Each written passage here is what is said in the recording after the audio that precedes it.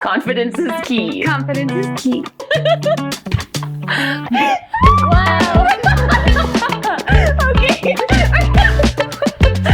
I got it locked in. 5, 6, 7, 8. Welcome to the By Dancers for Dancers podcast. I'm your host, Anastasia, and today I'm joined by the Emily Behling. Hello, hello. What's up? Emily and I have known each other for a year and a half. So we first met through Connect Dance Collective, which is a performance company here in town. And then I've also been taking your anthem classes, and we're also friends. Yay! So in addition to dancing with KDC and teaching at Anthem, Emily also dances with the 86 by 68 crew in Denver, and she teaches first grade full-time in Pueblo. So you are a very busy girl. Just a little busy. It's all good. And we're going to learn the secrets. Yay. I feel like if I didn't do all those things, I would be so bored. Like I need to be doing things, you know? So it's either be bored or be psycho crazy busy. And here we I have am. chosen. Yep, we have psycho chosen. crazy busy. Yeah. Okay, so this is where you're at currently. Mm-hmm. So let's rewind to when you first started dance. So tell us about how you first got into dance. Yeah, so I started dancing. Technically, I took like a little kiddie class at like the local rec center. It was like we were pretending to be airplanes. It was like very much not caliber of dance I do now.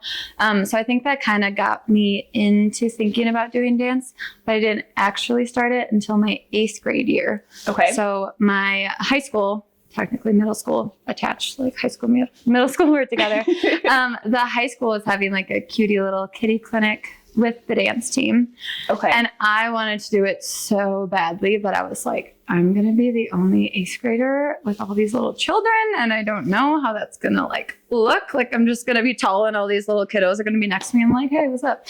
But one of the girls who was already on the dance team, she was like, bring it in, girl. Like, come on, you can do it. Let's go. And I was like, okay, say less. So okay. I started with that specific kiddie clinic. And ever since then I was hooked and I loved it. And then that like next tryout session was when I had my like first dance team tryout.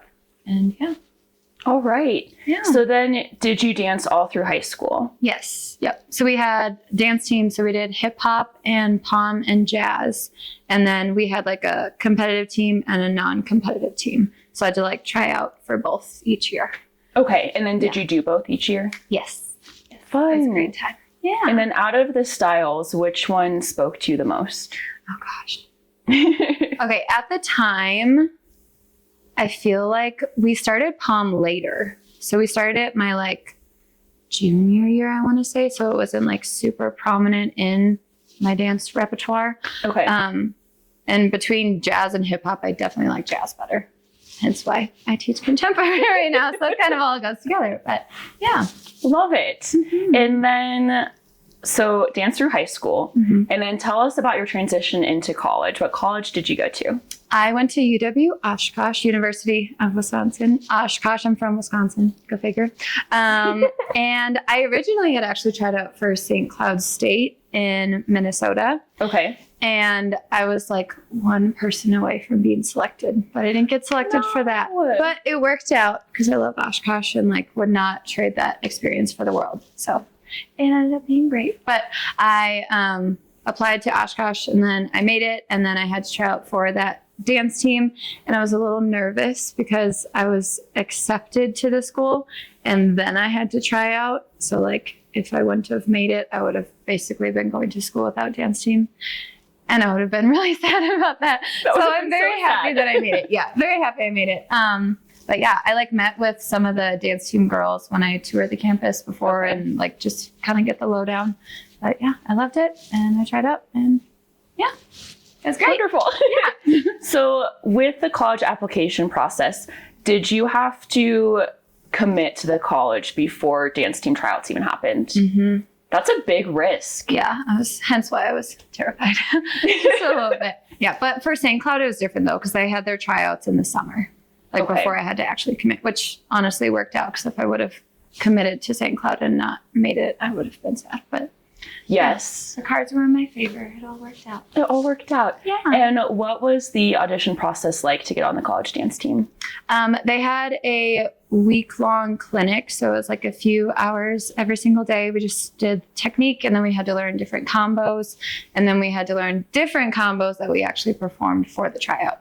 And we tried out in like a whole bunch of different groups. Then like the day of tryouts, we just got a random number. They put us in random groups, and then we got like different callbacks and would have to do like different skills and all that stuff. Oh, wow. Yeah. Okay. So what would you say that your strongest skill was during the tryouts? I feel like I remember them shouting me out for my palm sharpness, which was super helpful. And also I was kind of surprised by it because, like I said, I started that like junior year of high school. So it was very much new to me. So like overall dance-wise, I would say palm sharpness. I feel like calypsos and firebirds are like my go-to. I believe that because there's a photo of you doing a firebird. Mm-hmm. I think it's in front of one of the temples on one of your vacations. Yes. You know what I'm talking about. Yeah. Yes. Mm-hmm. I'm like, that's my go-to. I'm like, I don't have to stretch. It's fine. Yeah, let's go. You get onto the college dance team. Mm-hmm. You're in your freshman year at college. Can you take us kind of back to that time period of your life? Because first of all, transitioning to college is a huge transition. Mm-hmm. So you're juggling classes and moving into the dorms, and then you have this dance team responsibility, which is a commitment on top of everything else. Mm-hmm. So what was a week in your life at that point? I would just have classes throughout the day. There were kind of sporadic times based on whatever the classes were. And then we would have practice Monday, Wednesday, Fridays for like 3 hours. And it was at night, of course. Oh, wow. Yes. So we had to go through the student rec center. And we had to book out the studio, but with like limited availability and dance being a club and not an actual sport, we had to reserve it later. So our practices were from like 8 to 11. Oh, wow. So like super duper late. Yeah. And then you would have to wake up the next early for classes. Mm-hmm. What was your major? Early childhood and special education. Beautiful. Yeah. So especially like later in the years when I had to do student teaching and like practicum placements, like waking up at 6 a.m. the next day was extra fun. Wow. Yeah. I feel like you were preparing yourself for your life now. Literally now, yeah. Because you do that same thing. Absolutely. I'm like, I wonder why I'm such a night owl. Shout out dance team. Okay. Yeah. So with the dance team, how often were you learning new routines? So we just competed we had like a whole bunch of different competitions that we did. And then our big one was nationals at the very end of the season. So we just had 2 main competition like routines that we would learn. But then we also had a fun like football halftime performance. Oh, fun. So that was more like hip hoppy, like cutesy vibes. Would you perform at every football game? We would try to. Again, they were kind of like, I feel like football was more iffy just based on like other things that were happening during halftime with like alumni and like celebrating other people in sports and all that stuff. But we would try to as much as we could. Okay. And then we would do all the basketball. So we did like women's and men's basketball too. Oh, wow. Mm-hmm. So would those games be on weekends or during the weekdays? It kind of depended. It was mostly on the weeks though. So we would like start our practice, then we would have, especially like during competition, like hardcore season, we would start our practice and then have our performance, which we would perform our competition routine, and then we would still have practice after that. Dang. Yeah. Did your whole team go to nationals? Yep. Every single one. We had like some alternates too, but they also went with us. Okay, so tell me more about the alternates. Yeah, so my freshman year, going back to nationals in general, we started with DX Nationals. Okay. And I do not remember for the life of me what that stands for, but it stands for something. And it was in Minneapolis. So it was still a beautiful organization, like great opportunity experience. It just wasn't to the caliber that NDA was, which is National Dance Alliance, I believe. Okay. So then we did that my freshman year. And then my sophomore year, I joined the exec board. I was the treasurer. Oh, cool. And I fought so hard for just trying to level up our team just a little bit more. So then we put in a bid, and then we were able to start going to NDA Nationals. And that's in Daytona Beach, Florida. Wow. Yeah. What do you mean by you put in a bid? Yeah, so they obviously very expensive. Money is a thing. We had to put in a bid, and then somebody from the NDA organization would come to our university, or we could go to one of their like camps that they had. And then they would teach us different routines, and we'd have to do like different technique things. And then based on how we performed, how we worked together as a team throughout that camp, this like NDA camp essentially, then we would get a bid to go to nationals. Oh, wow. Which essentially made it like cheaper, because without it, it would be very expensive. Mm-hmm. Yeah. So as your team's treasurer, how did you all raise money and raise funds? Yeah. So being a club, we did have some money that was allocated to each of the different clubs. But I was in charge of tracking each expense like down to the penny. I had to like keep a log of everything to make sure that everything was where it was supposed to be. Okay. Yeah. Wow. Mm-hmm. So what sorts of positions were on the dance team other than treasurer? Yeah. So when I started on the team, there was treasurer, and then I want to say secretary, and then president. And then as the team like developed more and more each year, so I started treasurer, and then I was treasurer again, and then I was president for the last year. Oh, and wow. Then, yeah. Congrats. Oh, thank you. It was so fun. But as the team progressed, we realized that we needed more roles to handle different positions. So then we had treasurer, secretary, vice president, and a president. And then we also added on different captains for the choreography. So we had a pom captain and a jazz captain. Okay. Yeah. And would those positions rotate every year?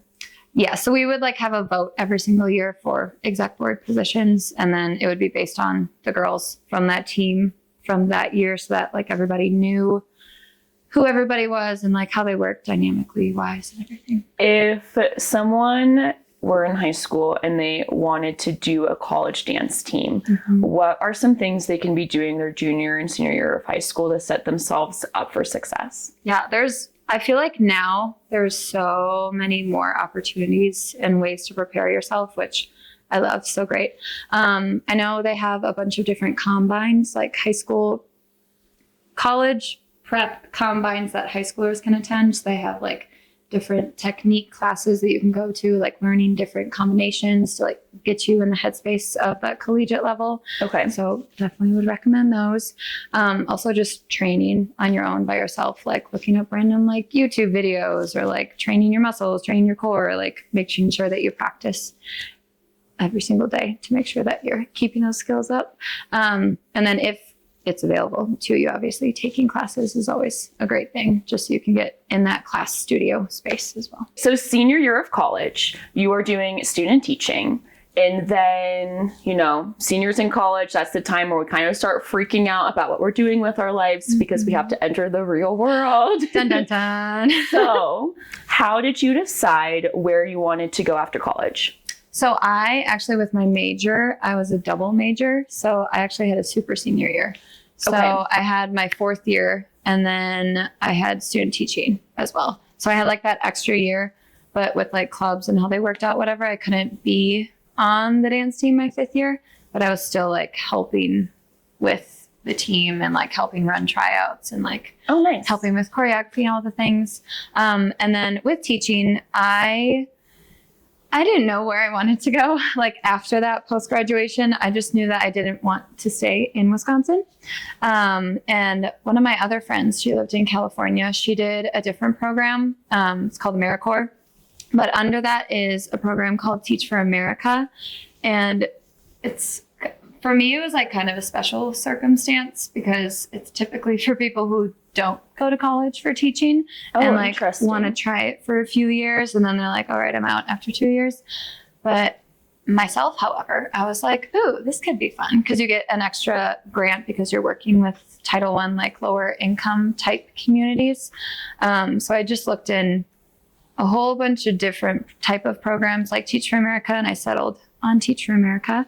And then my sister just so happened to be living in Pueblo, Colorado, which was one of the placement choices. And you could have a different choice. Like there was your top 5 selection that you could choose from. Okay. And like, hopefully you would get one of those. I put like Nashville and like California, like some other random things, but I had Pueblo as my very top one. I got accepted into that, and then I moved to Pueblo, Colorado, and so I'm in Colorado now. Yay! We're happy you're here. Yay! So happy to be here. We love the mountains.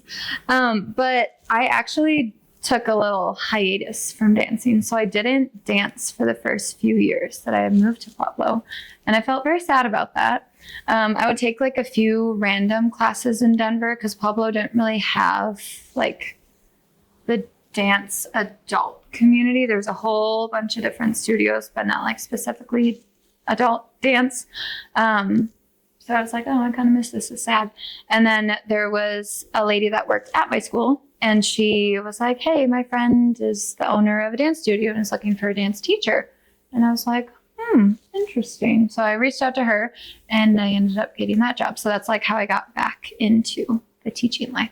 That's really cool. Yeah. So did your friend know that you had been a dancer before? Yes. Yeah. Because we had talked about it briefly, because she was the vice principal. It's like on top of like working with her, we would also just do kind of small talk things. And very cool. Yeah. And then she obviously knew you were a good teacher. Yeah. Teacher skills. Yay. But yeah. So you were teaching first grade, and then when you hopped back into teaching dance, what ages and levels were they? Yeah. So I did high school. I started with high school lyrical, and then I started helping with the Express Pom team, which is like their competitive pom team that they have to try out for.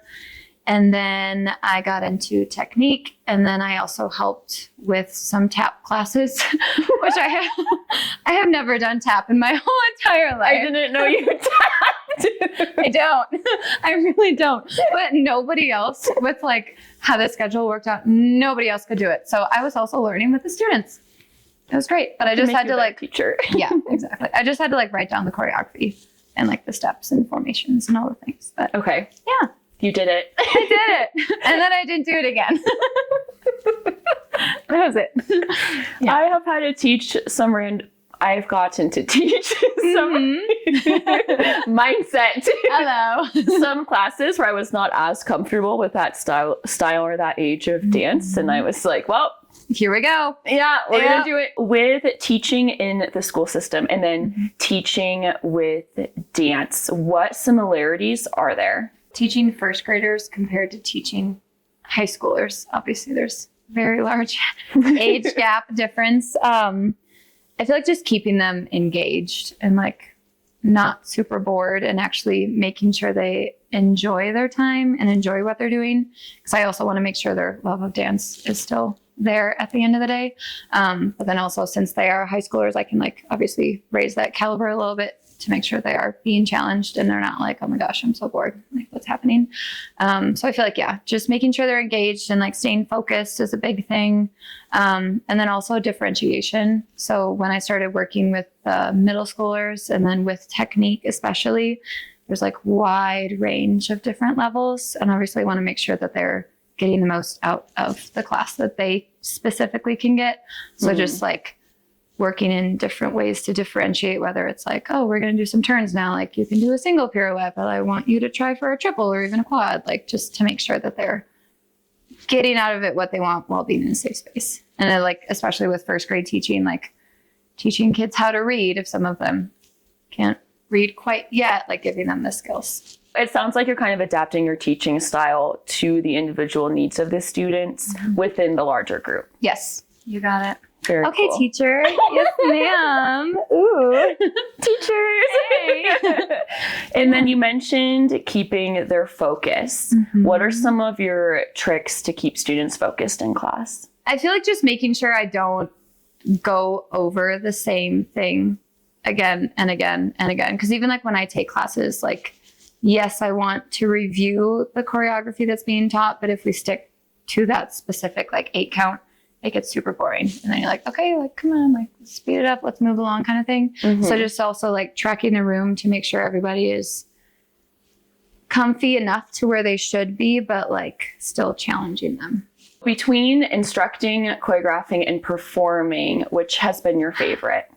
Oh gosh, I just love it all. Like, I love that there's different opportunities and different experiences that you can have through it all. If I had to choose one though, I feel like in my current life right now, it's performing, just because I had that so much with dance team. And then, like I said, I took that hiatus, and then I was only teaching, and it slightly killed me inside when I would see them perform, and I'd be like, I want to be on stage with you. But now with like dance crew and other opportunities like KDC, I'm actually able to perform again, and I forgot how much I love it. But then second would definitely be teaching, because I love seeing growth, even like as adults, like just seeing the growth of the adults that regularly come to my anthem classes, and just seeing them grow and be even more confident in themselves and their movements, and even retention. It's so great to see. It's cool because you see them when they first come into your class, and then you see them learning, and they're almost like solving a problem of like, okay, how do I get my body to do what I want it to do? As their teacher, you're supporting them through that learning process. And then it's just so fulfilling when you see like how far they've come. So I definitely empathize with that. Yeah. And then as you were talking about, yes. I'm glad you love teaching, because you teach a lot. I mean, that's true. It's kind of important to like it, I guess. When you were talking about watching the students perform, I pictured Ariel the mermaid in my head. She's like, I want to be where the people are.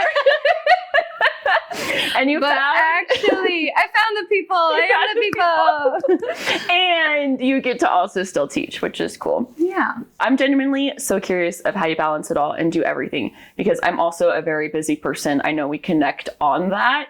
And you're busier than me. Are we sure? I don't know. I guess think we'll find out. And so genuinely, how do you manage your week between all of your responsibilities? And let's recap all of the things you have going on too. Okay. Day in a week. Here we go. So first grade teacher life. I live in the Springs, and I commute to Pueblo for teacher life job. So I wake up in the morning, obviously, and then I go to teacher job, and I'm there until 4 p.m. And then depending on the day of the week. So if my other studio job was still like, if we did not have recital yet and I still had those classes, I would teach at that studio from 4:30 to 6:30 on Mondays. And then I also have another technique class, so actually technically till 7:30 on Mondays. And then I would like drive back home. Tuesdays, again, teacher life. And then we have our Anthem weekly meetings, which I always call in for because, driving to Pueblo. So that is typically like the whole drive time that I have. And then once I get back to the Springs, then I'll start to actually prepare for my Anthem classes. I now teach technique, which is very exciting. Come get your technique on, 6:45 at Anthem. Hey. So I have that. And then I also choreograph for contemporary as well. And I typically try, hence on the try, to do it in my very small kitchen. Just kind of like a little mark run through before I actually get to the studio. Because I know like when I get to the studio, I don't necessarily have as much time, or it might be occupied or whatever. So just to make sure. And then I teach those classes. I'll typically get done there around like 9:30 at the earliest. So like 9:30, 10-ish is when I leave to go back home. And then I shower, and then I go to sleep, and then I teach again next day with the children. And then on Wednesdays, I teach at the other studio at 5:30. So I have to wait for that hour, and then I'll teach my lyrical girlies, and then I'll drive back to the Springs again, use that time to do whatever my brain feels like doing. Rest. And then, maybe, no, let's not. Disassociate from the world. Eat, honestly. We love protein bars. They're great. Very versatile. And then Thursday, again, same thing. Well, I guess Wednesday, it kind of depends on my energy level. I'll sometimes take classes at Anthem, or I'll just veg out, disassociate from the world, or I'll also have to lesson plan if I don't get it done at school during plan time. Okay. And then Thursday, again, teaching. And then after school, again, I just leave right away because I don't have any classes, which is great. And then I'll sometimes take classes at Anthem, or dissociate, or do a bunch of other things, or lesson plan, or go to Denver for 86 by 68 practice. And those are typically on, well, I never went to the Monday night. So they're normally Mondays and then Saturdays. So I typically just go to the Saturday practices. Wow. Yeah. And then we have KDC on Sundays. And then we have KDC on Sundays. Mm-hmm. I didn't realize you did all of that. Yeah. It's just a few things. It's okay. Yeah. So how do you, okay, how do I phrase this question? Like, how are you like fueling yourself throughout the day? You mentioned protein bars. Mm-hmm. What else? Like, how are you setting yourself up for the week just to eat your food? Yeah, that's fair. I am a meal prep girly, ride or die. Like if I don't, then I'm like done for the week because I don't have any time during the week to do that. So I'll typically do that Sunday mornings. And I always do some sort of pasta because I love pasta, and then some sort of chicken, and then concoct it together with some sort of sauce and then some sort of veggie. I typically do like Brussels sprouts or broccoli. You're juggling all sorts of different jobs. It seems like you're in your flow, you have your schedule and your routine. How are you battling burnout? Are you experiencing it? Are you not? How's that going? Yeah, so real, so valid. I feel like, so obviously we are all humans. We can get tired and like anxious and have all the feelings. And I feel like there definitely are times where I'm like, oh my goodness, I don't want to go teach this class, or like, I just want to lay on this beautiful couch and do nothing. But then I just think back to like, even a few short years ago where I was not teaching adult classes and I wanted to so badly. Like that was on like manifestation, like top of my bucket list kind of thing, to be able to teach adults and just have that like level of expertise with teaching. Mm-hmm. So I just kind of remind myself of that and just think of how grateful I am for that and just all the experiences that it's brought me. And I'm like, okay, you got energy. Let's go. Also, let's go. Alanis are very helpful with my life. Alani, where are you at? Out, yeah. I also run on caffeine. I have a lot of coffee every day, and it is what it is. It's essential. Yeah. I love it though. Mm-hmm. Yeah. I think I would be lost without it.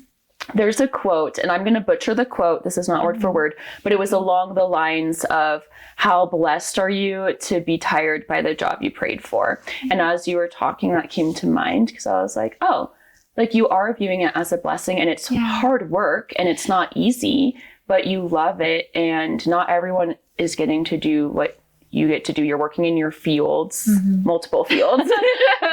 Fields. I've taken your classes at Anthem. I know what it's all about. I have a great time. But for people that haven't had a chance to take your classes at Anthem yet, please give us kind of the rundown of what you do, what it's like, what people can expect. Yeah, absolutely. So we actually just added even more classes, which is very exciting. So we have different type of tracks that you can go on. So there's like beginner and then intermediate and then advanced. So based on what kind of dancer you feel like you are or where you want to start at, you can bring yourself up to however much you would like to. So I personally teach beginner jazz technique. And then right after that, I teach beginner, intermediate, contemporary. So beginner intermediate technique is very much like, this is where your feet should be. This is positioning for preps. This is what your muscles should feel like during certain movements. And then also just like strengthening your body overall to make sure you are safe and capable of doing all the things. Mm-hmm. And then contemporary is just learning a piece of choreography and then getting to perform it in a bunch of different groups at the end. And then I also just started teaching jazz funk on Wednesdays, which is very exciting. Our studio director, MC, is very pregnant. So she cannot teach class anymore because, you know, pregnancy and dancing is kind of hard. I am teaching it every other week. So I do the intermediate, and then another teacher, Lorraine, does the advanced every other week. Jazz funk, jazz technique, and contemporary. Which is easiest for you to choreograph? Definitely contemporary. Okay. Which is like, I also started with contemporary, so I've been doing it longer. So, but, yeah. How do you choose which song to do for the week? Oh, that is such a good question. You know, it honestly depends. With being an adult studio and like adult classes, obviously adults have their own music choice, and they're like taking their own time to come to the class. So I also often ask for any song recommendations. So sometimes I'll do those. If there's like a new album drop, I'll be like, I need to do that. Like I just did a new Kehlani song. Ooh. Obsessed with it. I also have a whole playlist of a whole bunch of different songs that I could choose from. So it honestly just depends like week to week how I am feeling. Also, more recently, I've definitely done more like lovey-dovey in your feels kind of songs, which like contemporary in general is a little more sad song vibe. But yeah, I've noticed that. I've done more like lovey-dovey happiness. I don't know if it's... Oh, are you feeling this? Feeling some type of way. I don't know. But yeah, I think it's just like very also dependent on my mood, how I'm feeling. And then if somebody DMs me and they're like, I need to dance to this song, I'm like, okay, girl, I got you. Like, let's go. Noted. Yeah. So any recs, let me know. Always. Please. I really like the creepy songs. I don't know why. I feel like you can't emote that feeling though. Like, you know, you're not like, I'm feeling creepy today. Like you have to specifically have that choreographed for you, or like have that vibe be choreographed and learn it, you know? Yes. So that makes sense. And no one knows where it comes from. But even with KDC, we had a doll show where we all got to be creepy dolls. I was living my best life, Emily. I can do a creepy doll face, but all day. Yeah, I don't know where that comes from. It's from your repertoire of lovely faces and feelings. It's my suppressed emotion. Just eat it out. And then bring it back in when you're done. I love that you mentioned that you have a playlist to pull from, because I have the same thing. I have a list of songs that I want to choreograph to one day. And whenever I hear a song that inspires me, I just add it to the playlist. And I know I'll have a chance to choreograph it at one point, but it's just easy to have a catalog. And then based on how you're feeling for that week or what you want to do, you have all the songs that you know already inspired you in the past. Yes. So I also have noticed my concert going has also heavily impacted my song choice as of recent. I've also noticed that. Yeah. Weird. It's like I'm excited to go to concerts or something. Interesting. Goes to Louis Capaldi concert. Does Louis Capaldi, yeah. Goes to Khalid, does Khalid. Is going to NoahCon, is going to do NoahCon. Weird. I don't see a correlation. I don't know. It doesn't exist. Recently, Anthem Life Studios partnered with R&B Jam Fest. Yes. And Emily got to choreograph for Tiger Chaz. Shout out. And Cadence Pearl as well. Yes, that's right. I choreographed with Tashana Kelly, who also teaches at Anthem. So with that process of working with live singers, please just tell us all about that. Yeah, all the tea. Okay.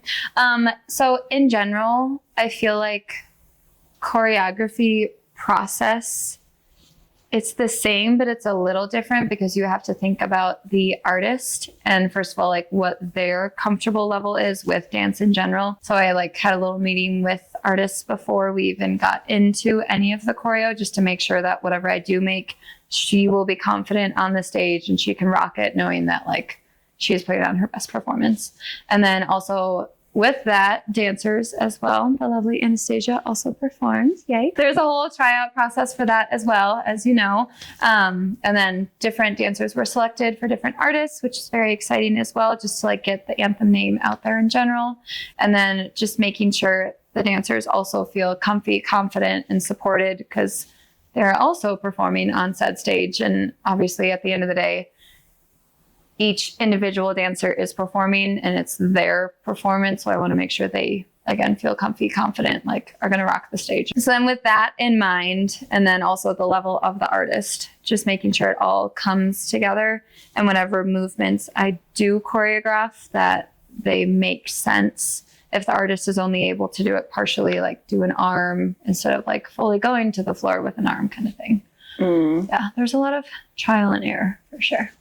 Yeah, but it came together. It was great. Yay. As a dancer in your piece, I will speak on like what my experience was like. I had a great experience. I felt very comfortable and I felt very supported.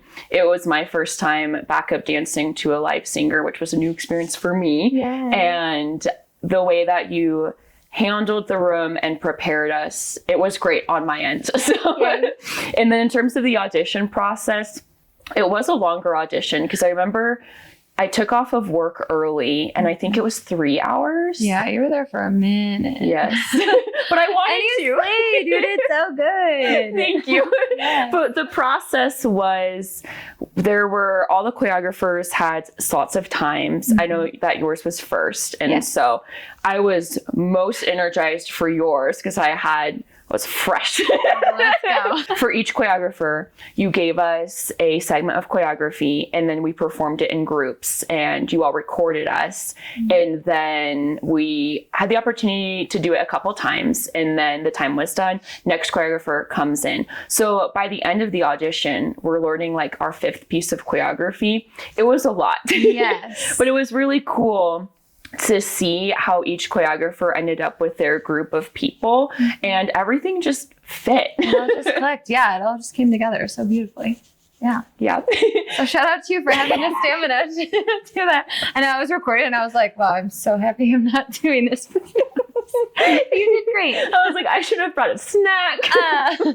Yes, energy. Deodorant. Nope. Looking at your life, like from an outside perspective, I see you as an accomplished instructor, choreographer, performer, all on top of working your full-time teaching job. And you are successful. So what would you tell your 8th grade self that was first starting dance? Well, thank you, by the way. I appreciate you. I feel like I'm just also honestly thinking about what I tell my little first graders. I always start this little chant at the beginning of every single day, and they always really have to repeat after themselves. Ooh. And they say, I'm strong. I go, I'm strong, I'm smart, and I'm good looking. So I think just like, as silly as it may seem at first, just like telling yourself, like looking yourself in the mirror and telling yourself, like, you can do this. You are so capable. Like, you can do more things that you even think you can. And I feel like at the end of the day, that's all it comes down to is like, if you have a passion, go pursue it. If you have a dream, go pursue it, you know? Like if you have a random manifestation, go do it. Like at the end of the day, you are the only one that's holding yourself back from what you think you can do and will be able to do. That's really good advice. Yeah. Also, can you teach me the chant? Can we do it? Let's do it. Okay, repeat after me. I am strong. I am strong. I am smart. I am smart. And I am good looking. I am good looking. Yeah, kiss brain. Hey, good job, brain. Good job, brain. Yep. And I'm going to start doing that. Yeah. Now imagine a bunch of little 6-year-olds doing that. It's the cutest thing ever.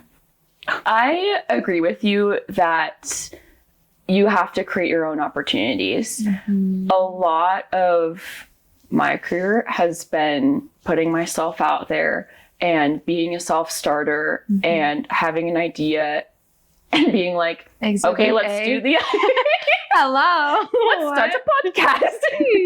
I have imposter syndrome sometimes. And I'm like, am I a dancer? Is this Yep. Okay, great. Yep. Okay. Glad we're on the same page. What would you say has contributed to your growth as a dancer? Oh, so many things. I feel like it's not just one specific thing. Because like I had said before, like once I started teaching at Anthem, there were like world of opportunities that opened up for me, which again, very happy, thankful, grateful, blessed for. But I feel like with each of those opportunities, it just helped me grow within my own personal skill level and like even mindset too, like knowing like, wow, I'm actually in a music video right now, or like, wow, I'm actually teaching adults how to dance. Like, so great. So just also on top of having those experiences, like coming back to self-reflection and like knowing like I am doing these things and I'm meant to be here and I'm meant to be doing what I'm doing. Yeah. So just like having that growth and also pushing myself and continuing practicing and going to different classes and doing the things, but also self-reflection and loving my brain. With being in 2 different dance companies, as well as teaching your own choreography, you have a lot of choreography that you have to remember. So how do you retain everything? Yeah, I feel like I definitely have to set time aside before whatever the practice or rehearsal may be, just to get it at the top of my choreography list in my head, so that I do remember. Specifically for anthem classes, I'll teach it and then it'll leave my brain. Like, it's still there, but I don't keep it in the depths of my brain like I have to do for KDC, because we have to remember all the things for the show, obviously. But then especially for like 86 by 68, I also haven't been doing as much as of recent, just because I have had different things going on, but still having that like in the back of my head. So I think just randomly going over it as I'm laying in bed instead of scrolling, just like playing music or like going through the counts. That makes sense of like keeping it at the top of your brain. Because I know for me, before the KDC rehearsals on Sundays, I am Or even like while I'm meal prepping during the pasta, I'm like, okay, and 2 and 3, like what's happening? As a choreographer, what advice would you have for people that might want to be choreographers one day? Yeah, I feel like anybody that has any sort of any dance, anything is capable of making choreography. Don't sell yourself short. I feel like it can be a little daunting or scary at first, just because you're on the other end of the dance world. Instead of getting the choreo, you're making it. But like, you know how to listen to music. You can listen to all the beats, all the sounds, all those little moments, and just create whatever movement comes to your body to those sounds. Yeah. You got it.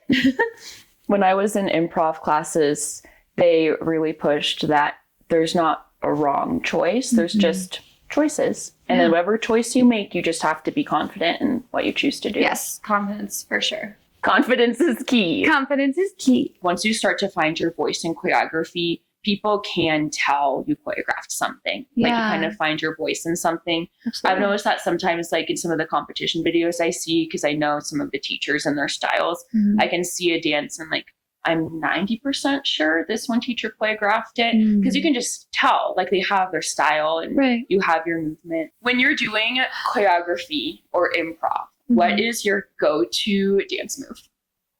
Firebird. Band. Outside of dance class, let's say you're just having fun dancing with friends and they're like, show us a spin.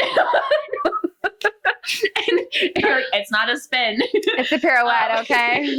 If you're just like fun dancing at a wedding or an event, what is your go-to dance circle move? Oh gosh. I don't know. I feel like I try not to think about how I'm dancing outside of like a specific dance professional setting, just because I don't want those two to intertwine, if that makes any sense. That does make sense. Like, keep them separate. Like, this is like fun dancing dance, but I mean, also flip side, like professional dancing is also fun. So, yeah, I feel like I try to not like think about it too much. So honestly, anything, just a little wiggle, you know? Okay, Emily. So for the listeners that want to keep up with you, can you please let us know where to find you online, as well as where to take classes with you? Yeah, absolutely. So Emily Behling, you can find me on Instagram as eBehls. It's EBEHLZ.